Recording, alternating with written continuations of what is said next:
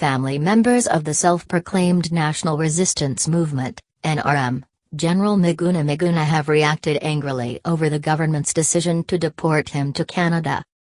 News of Mr Miguna deportation hit headlines on Tuesday night that he had been put into a KLM flight that left Nairobi for Amsterdam, then Canada, Tuesday night. As news trickled in on Wednesday morning, dozens of his family members and friends gathered at his Kanyilum village in Nyando, Kisumu County, to discuss on the government's move and their next course of action.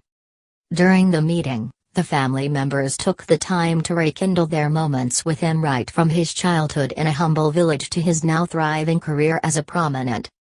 They gathered under a tree in a homestead that had mud-walled houses with rusty iron sheets.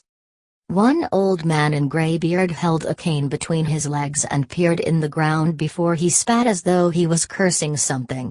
Another one, their spokesman and Miguna's cousin Eric Odago, wore a light green shirt, jungle green pants and brown shoes, one leg over another in a green plastic chair. Describing him as a forthright person, Mr Odago said that Miguna, who is the last born in a family of 7, grew up in a family with a humble background as he lost his father before he was born. We can't understand how they call him a foreigner. He was born here, went to schools here and even studied at the University of Nairobi University, Mr Odago said. Nyando, his uncle, described him as very loving person. He said Mr Miguna last paid them a visit in January and he brought them gifts. He said that Miguna was the breadwinner of the family and that his deportation has depressed them a lot.